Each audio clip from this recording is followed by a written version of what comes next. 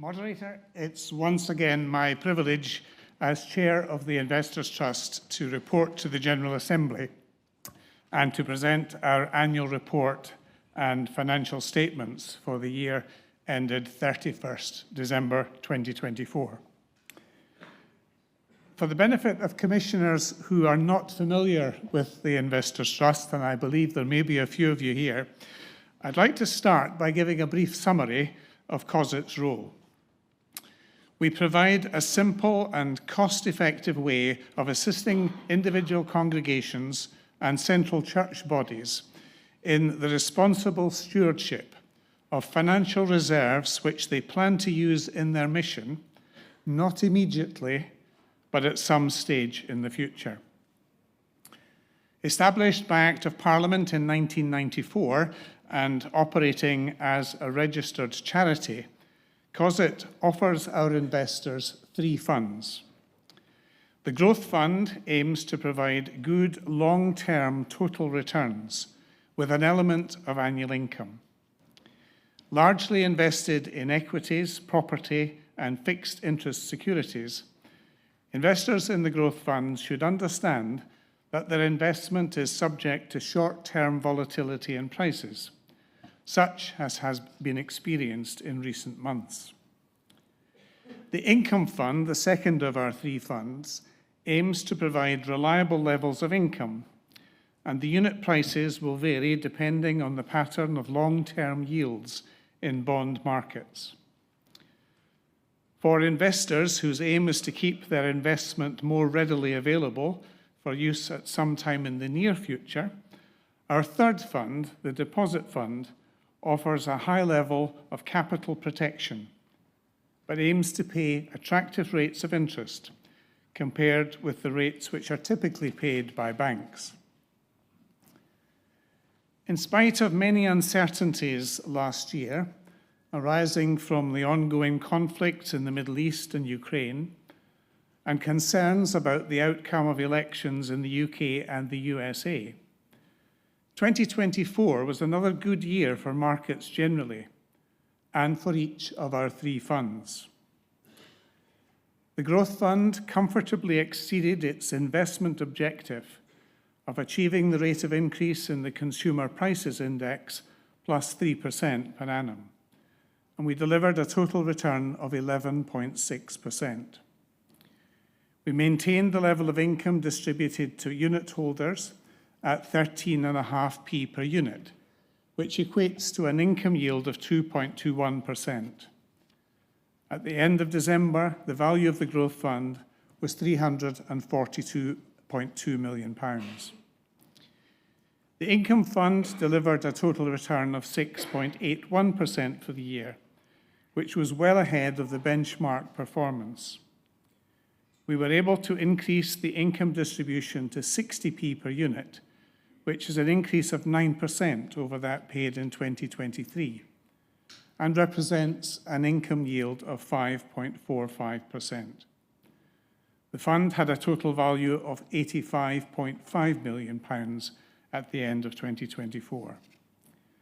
Our third fund, the Deposit Fund, saw a 31% increase in the deposits held in the fund and paid an average rate of interest on deposits of 5.09% for the year. I referred earlier to COSIT playing a stewardship role in managing church investments.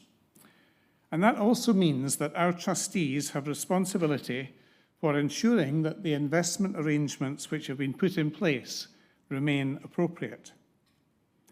Having reviewed and replaced our investment consultants in 2023, last year we completed a comprehensive review of the investment managers for each of the three funds, something which had not been done for some time.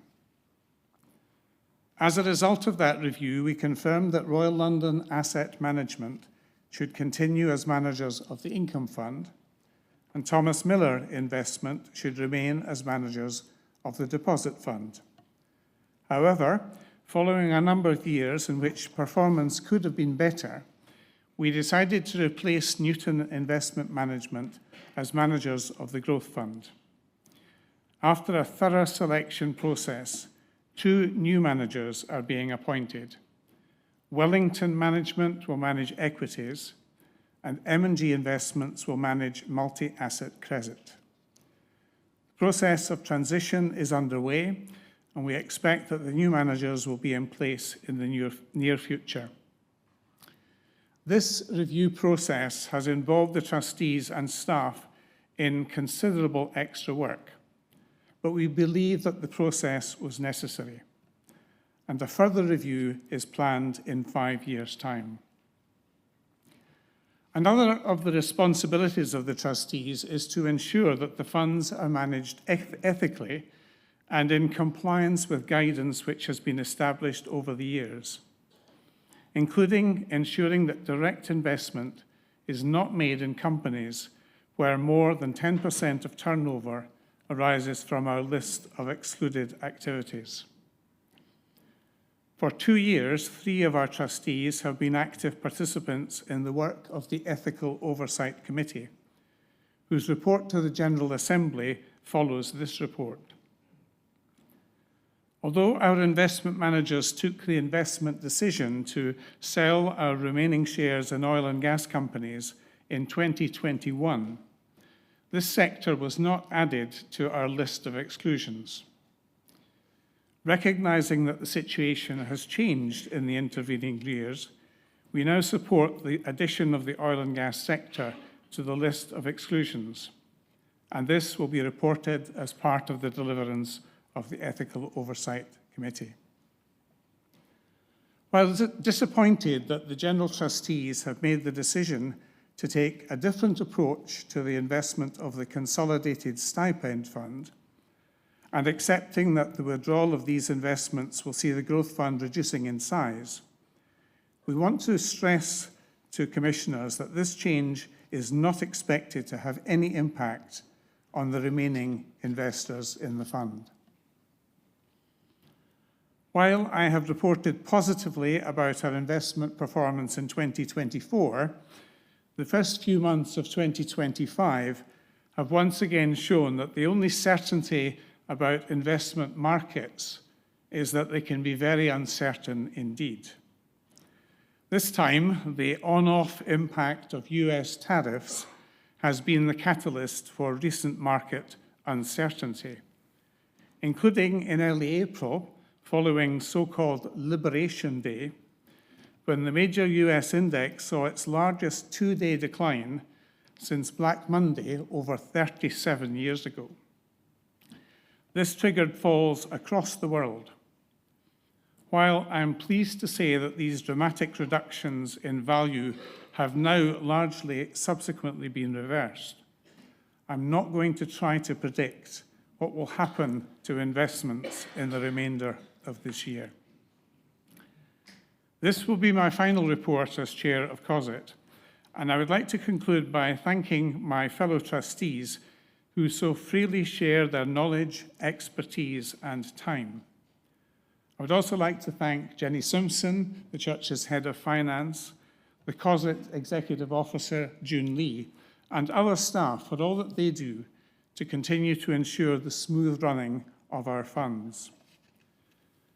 Moderator, I submit the report and accounts of the Investors' Trust and will lay them on the clerk's table.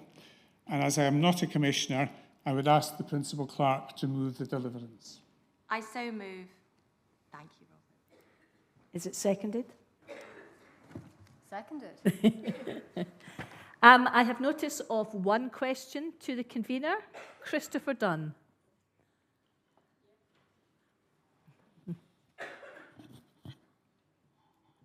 Chris Dunn, 179. At 1.5, you already alluded to this. You say that the General Trustee took a decision to remove the Consolidated Stipend Fund from your control. I wonder whether that was anything to do with your policy on ethical investment, or whether chasing higher growth, or whether you can throw any light on that, please.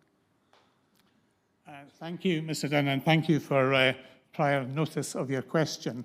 I think with respect, the decision of the General Trustees can really only be explained by the General Trustees, and they will be reporting next week. But I can assure you that the decision was nothing to do with the ethical investment policy, because they participate in the work of the Ethical Oversight Committee and have subsequently confirmed that they will adhere to the same guidance as is being applied to COSIT. I have no more notice of questions, so we turn to the deliverance. Section 1, receive the report. And online. Section 2, and online. Section 3, and online. Section 4, and online. Section 5, and online. Section 6, and online. The report as a whole, the deliverance as a whole, and online. Robert, convener, you have served as a trustee of the Investors' Trust since 2013 and for the last 3 years as chair. Over these years, you have brought a wealth of experience and insight to the work of the Trust. During your time as chair, you have steered that work with patience and skill. As you mentioned, conducting a full review of the Trust managers and also participating actively in the work of the Ethical Oversight Committee. I know that your fellow trustees are delighted that you will be continuing as a trustee for the next year. Robert, we thank you for your devoted service and your ongoing commitment to this work. We thank you.